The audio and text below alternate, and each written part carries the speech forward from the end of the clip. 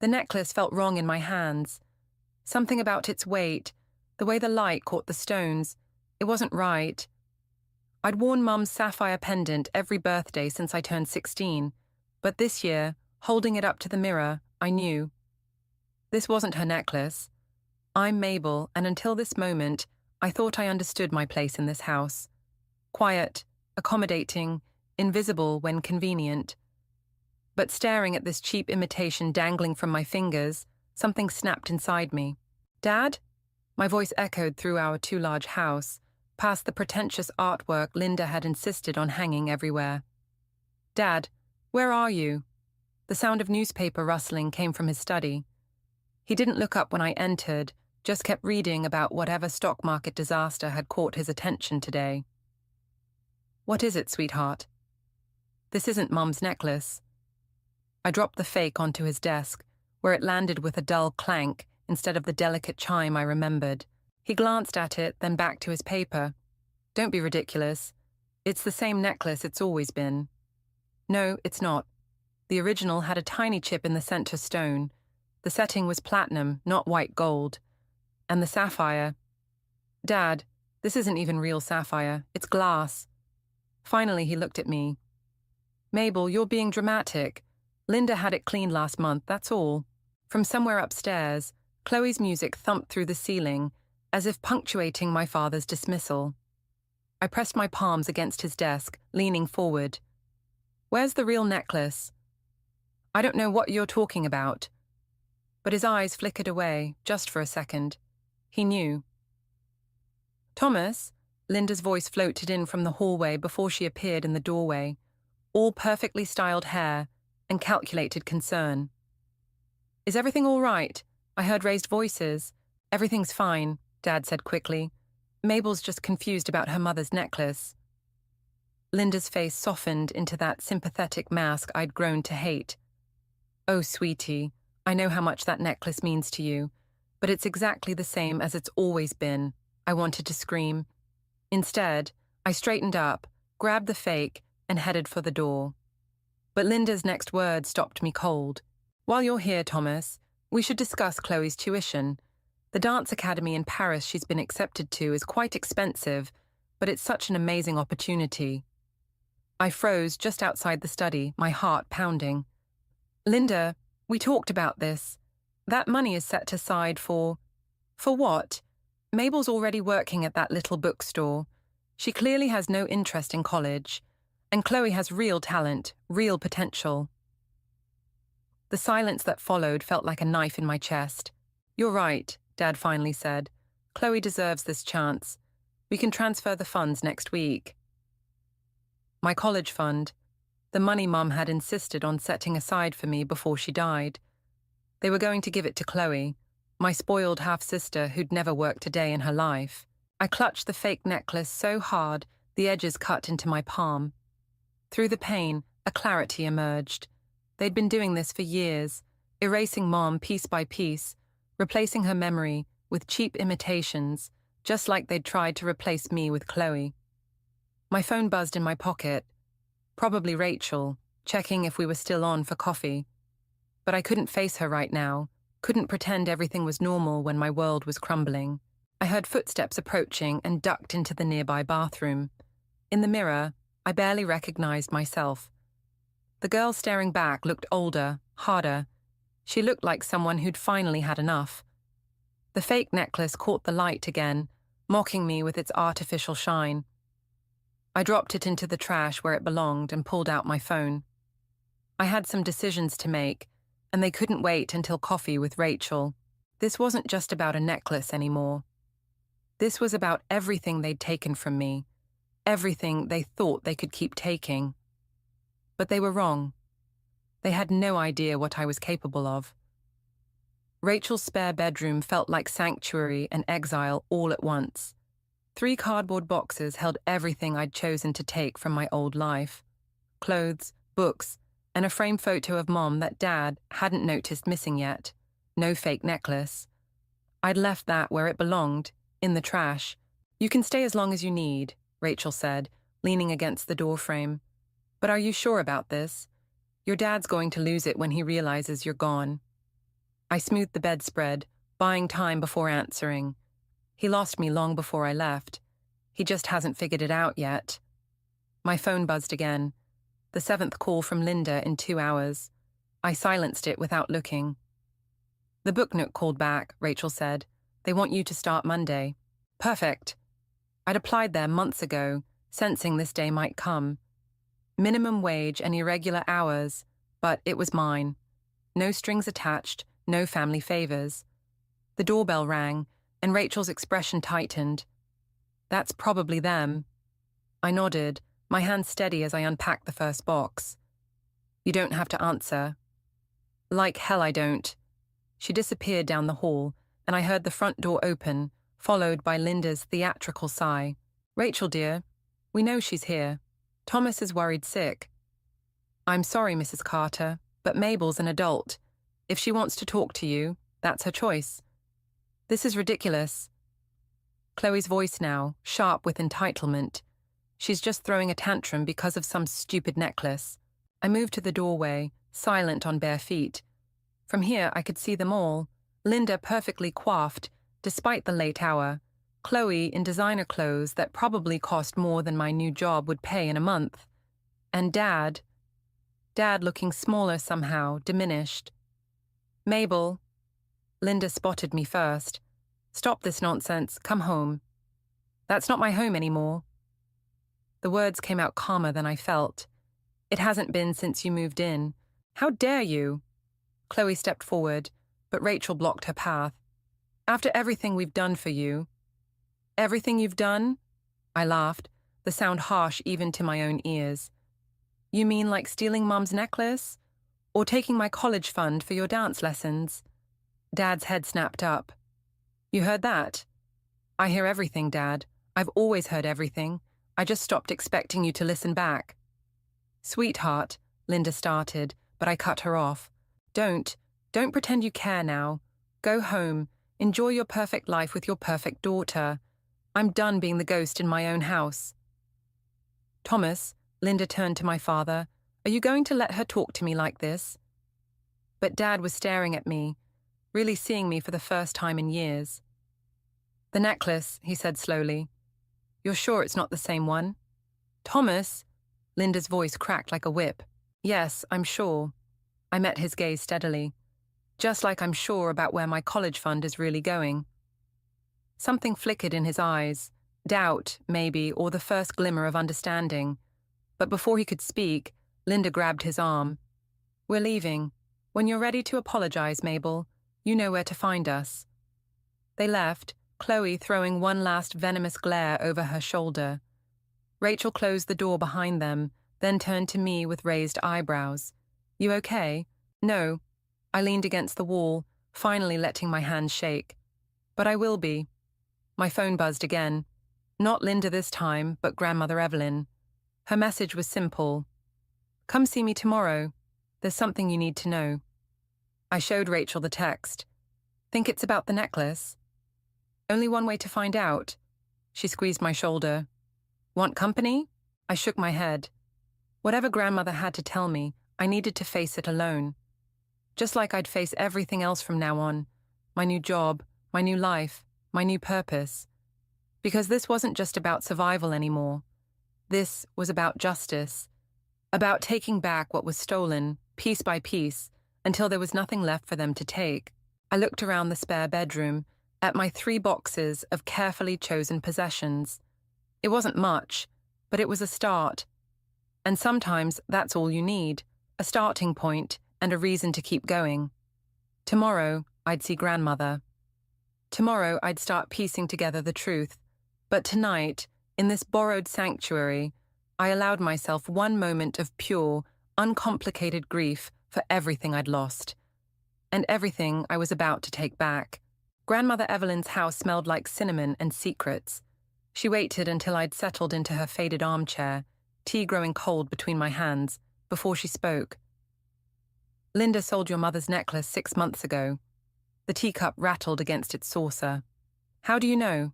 Because I saw her at Rothschild's jewelers. Grandmother's eyes, sharp as ever at 75, fixed on mine. She claimed it was being cleaned, but I know Marcus Rothschild. He told me she brought it in for appraisal, then sold it the same day. My throat tightened. Did Dad know? Your father sees what he wants to see. She reached for a leather-bound folder on the side table. But I've been watching and documenting.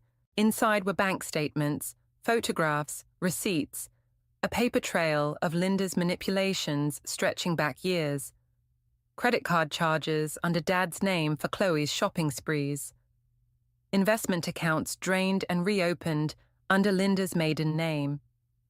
She's been stealing from all of us, Grandmother said quietly, using Thomas's grief like a weapon, isolating him from anyone who might notice. Why show me this now? Because you're ready to fight back. She pulled out one final document, an application for an online business degree program. And I'm ready to help you. I stared at the application, already filled out with my details. How did you... I've been planning this since Linda sold that necklace. The tuition's covered.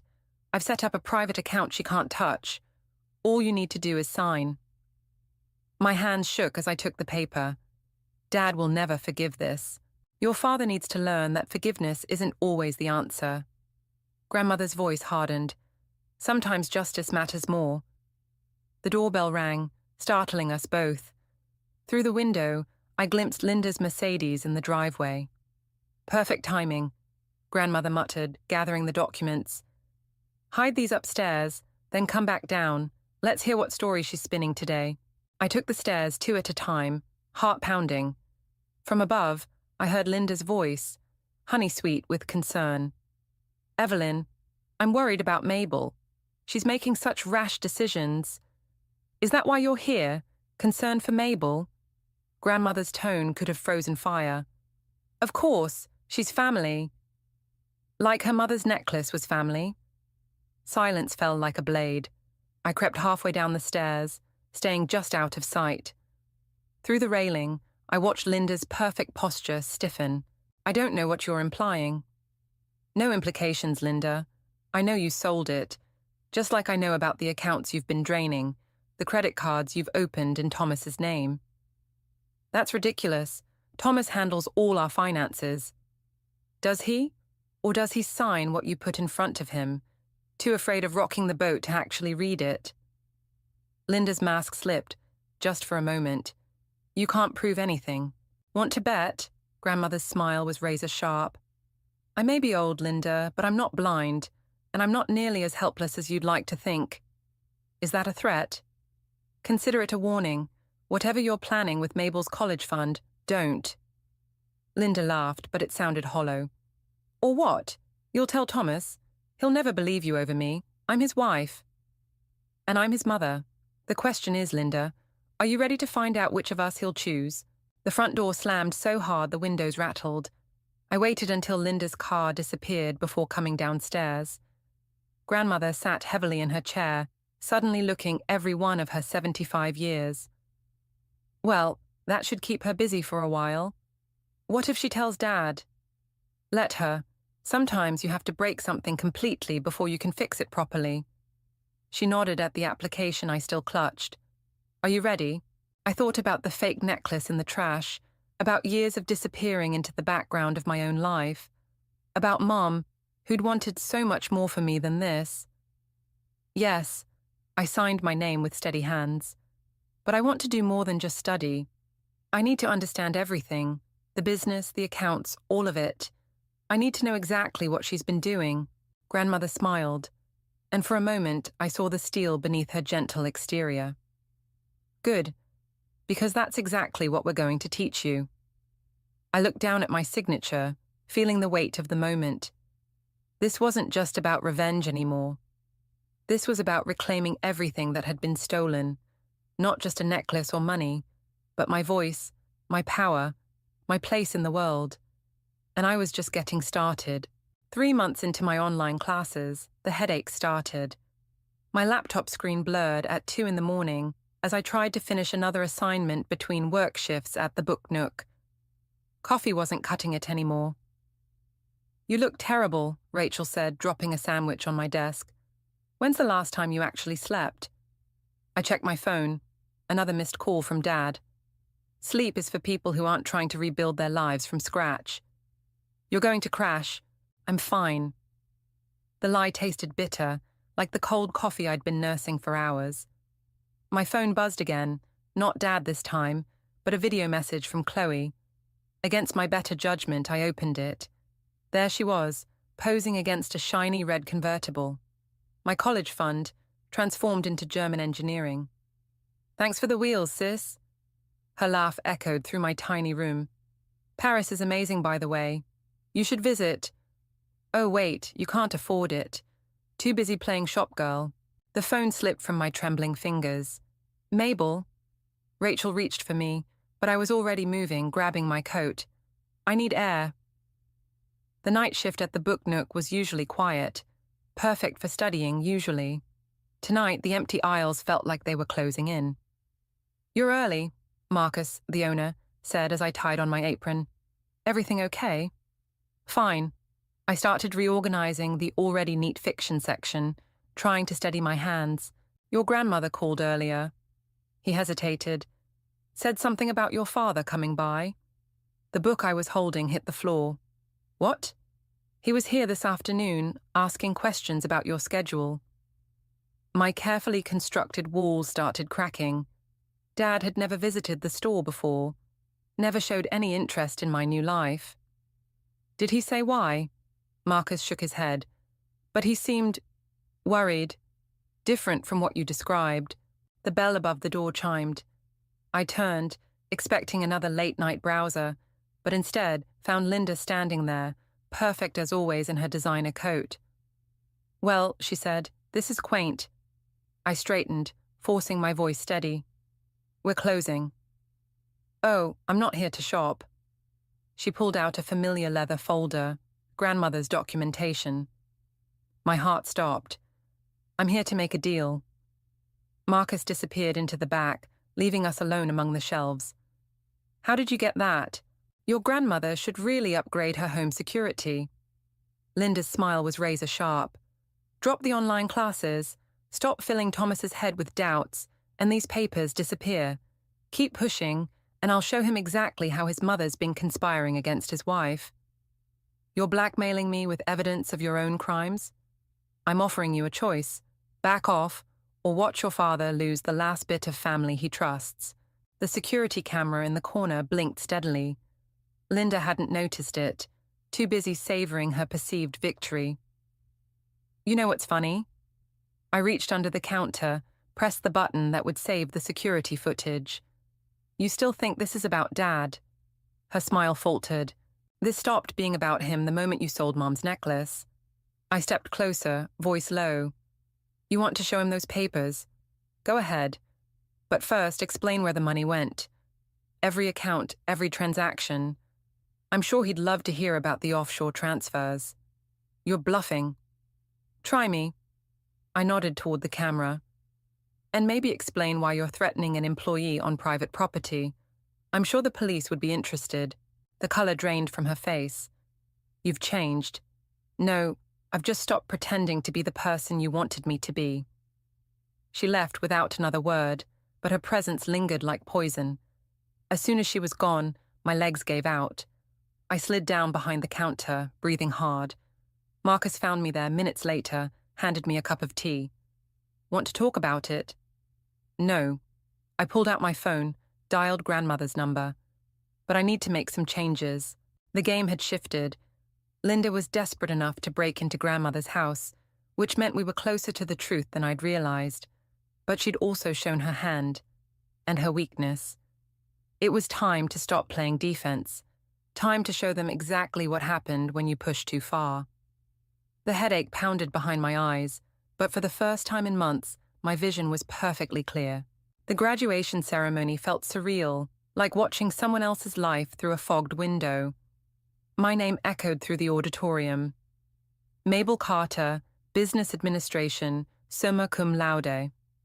And only 2 people applauded. Rachel and grandmother, tucked away in the back row, exactly as we'd planned. No one else knew. Not Dad, not Linda, not Chloe. They thought I was still just the quiet bookstore girl, head down, no ambitions.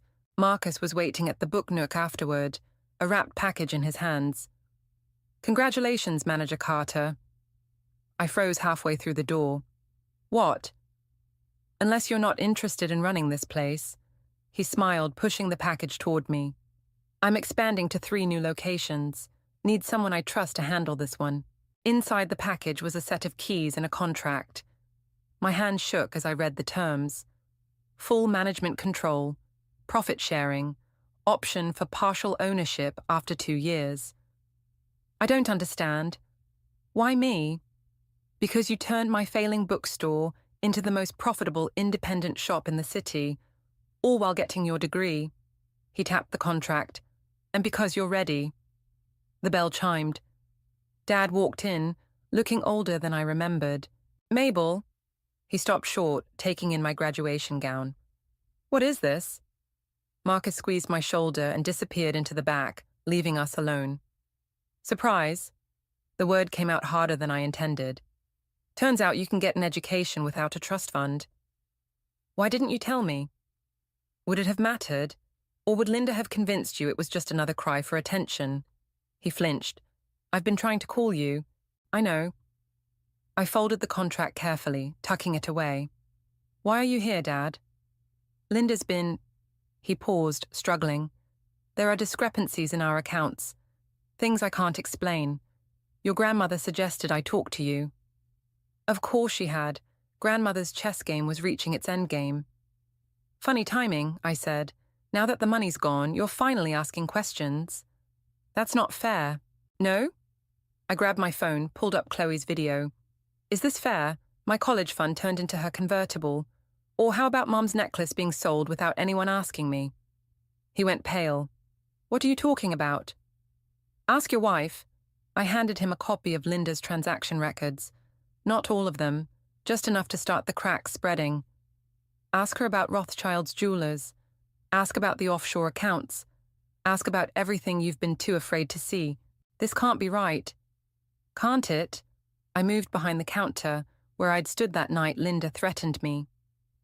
"You know what the worst part is? I actually believed you didn't know, that she'd fooled you completely. But maybe you just found it easier to let her handle everything, including me." "Mabel, please. Congratulations on your daughter's graduation, Dad." I straightened my shoulders, felt the weight of the manager's keys in my pocket. "Now, if you'll excuse me, I have a business to run." He left the store looking shell-shocked, the papers clutched in his hand. As soon as he was gone, Rachel emerged from the history section. "You okay?" "No." I pressed my palms against the counter, steadying myself. "But I will be." My phone buzzed. A text from grandmother. "Linda's calling emergency family meeting tonight. It's starting." Another message followed immediately. "Be careful. She's desperate." I thought about the security footage from that night, safely backed up in 3 different locations. Thought about the trail of evidence we'd carefully laid out, the trap slowly closing. "What are you going to do?" Rachel asked. The contract Marcus had offered sat heavy in my bag, representing everything I'd fought for. Everything I could lose if this went wrong. But I was done being careful, done playing the long game. "I'm going to that meeting." I pulled out my keys, not just a shop girl's keys anymore, but a manager's, an owner's. It's time they learned what happens when you underestimate the quiet one. Rachel's expression shifted. "Want backup?" "No." I locked the register, straightened the counter displays one last time. "This needs to come from me. Alone." Outside, the sun was setting, painting the street in shades of gold and shadow.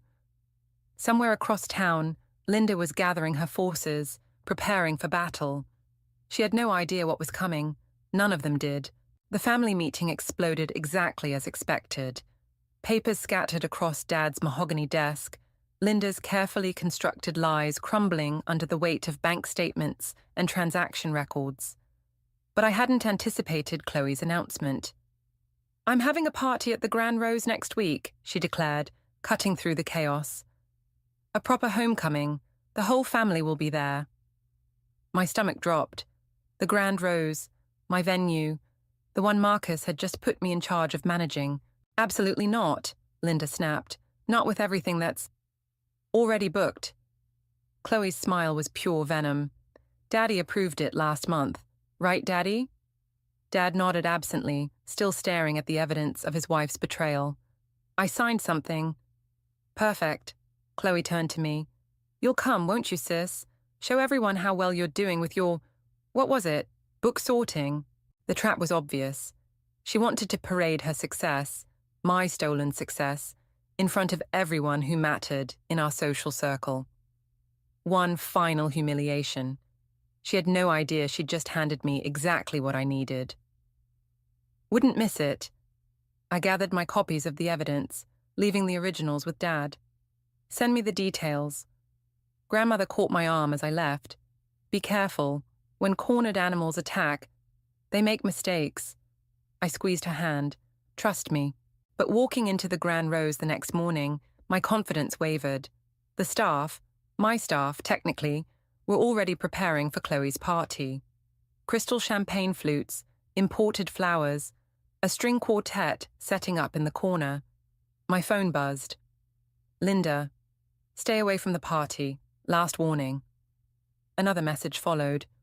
Or should we discuss how you really got that management position? My hands went cold. She couldn't know about. Miss Carter? One of the waiters approached. There's been a problem with the liquor license. And the health inspector is here. Says there was an anonymous complaint. Of course. Linda's revenge. Attack the venue. Destroy my credibility with Marcus. The next hours blurred into a nightmare of bureaucratic chaos. Every permit challenged, every certification questioned. By afternoon, 3 vendors had cancelled, citing payment concerns. The string quartet backed out after receiving an anonymous email about the venue's financial instability. I found myself in the empty ballroom, surrounded by half-finished decorations and mounting disasters. My phone wouldn't stop buzzing.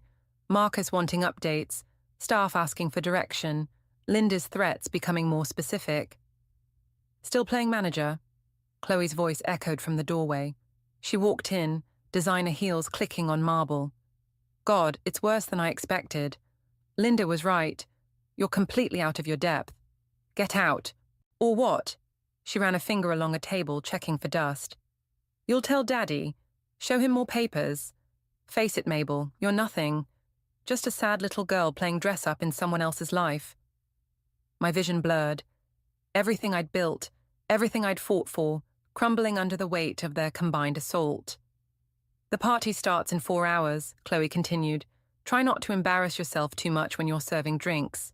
She left me there, surrounded by the wreckage of my plans. My phone buzzed again. Marcus, probably hearing about the mounting problems. I couldn't face him. Couldn't admit that I'd let Linda outmaneuver me, let Chloe turn my moment of triumph into another humiliation. Rachel's contact photo lit up my screen. I almost declined the call, but her voice was exactly what I needed. They're trying to shut down the venue, I said before she could speak. Linda's destroying everything, and I can't. Stop. Rachel's tone cut through my panic. Remember what you told me when you first moved out, about being done playing their game?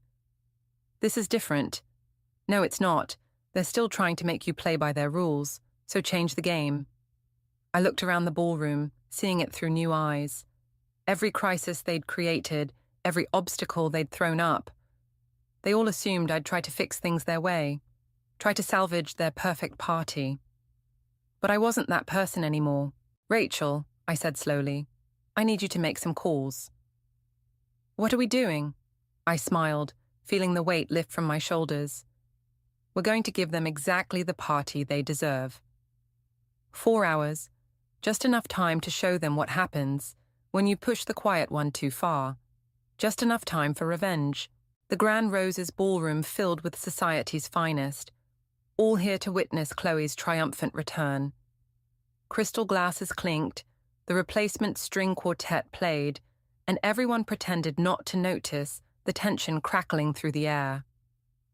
I stood at the manager's podium, watching Linda's face as she realized none of her sabotage had worked. Every crisis handled, every gap filled, every detail perfect, just not the way she'd expected. "What is this?" Chloe hissed, grabbing my arm. "Where are the imported flowers? The champagne fountain?" "Management decision." I smiled, gesturing to the simple elegance that had replaced her gaudy choices. "Budget constraints." "Budget? Do you know who I am?" "Miss Carter?" One of my staff approached. "Your grandmother has arrived." Grandmother Evelyn entered like a queen, commanding attention without effort. But it was what she carried that made Linda go pale, Mom's sapphire necklace glinting in the chandelier light. "Found this at a certain jeweler's shop," Grandmother announced, loud enough for nearby guests to hear. Imagine my surprise when Marcus Rothschild told me who sold it to him. Whispers rippled through the crowd. Linda stepped forward, face tight. "Evelyn, this isn't the time." "Oh, I think it's exactly the time." I moved to the center of the room, taking the microphone. "Welcome, everyone, to the Grand Rose. I'm Mabel Carter, venue manager and co-owner." The silence was absolute. In the corner, Dad straightened, really looking at me for the first time all evening. Some of you know me as the quiet bookstore girl, others as the family disappointment. My voice carried clearly, years of practice hiding any tremor. "Tonight, I'm here to tell you a story about legacy." "Mabel," Linda warned, but I continued. "A story about a necklace passed down through generations, sold without consent. About a college fund drained for dance lessons and sports cars. About a family that thought silence meant weakness." Chloe lunged for the microphone, but Rachel, perfectly positioned, stepped between us. "Careful," she murmured. "Security's watching." "While you were all busy underestimating me," I continued, "I was building something. Learning. Growing. Tonight isn't just Chloe's homecoming party, it's my revelation party." I nodded to the staff, who unveiled the screens around the room. Security footage played silently. Linda threatening me at the bookstore, Chloe's taunting video messages, bank statements showing the systematic theft of my inheritance. "You see," I turned to Linda, whose composure was cracking, "I learned from the best. Every scheme, every manipulation, every quiet power play. You taught me well, stepmother." "Thomas," Linda appealed to my father, "she's lying." "No." Dad's voice was heavy with realization. "She's not."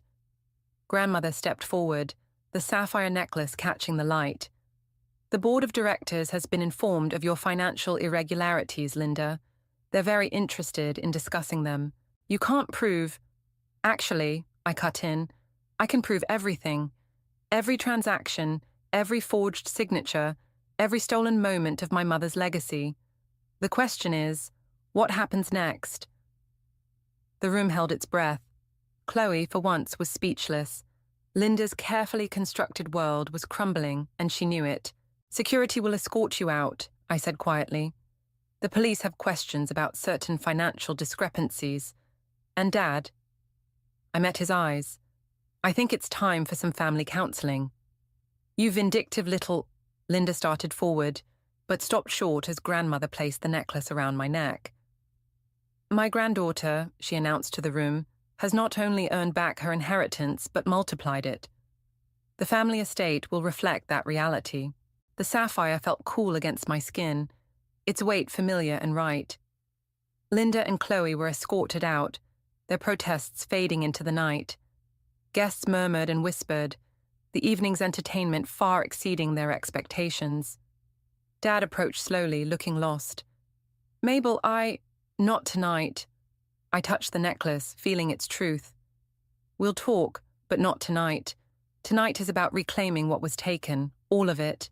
The party continued around us, but something had shifted. The quiet bookstore girl was gone, replaced by someone stronger, someone who'd learned that sometimes the best revenge isn't destruction, it's success.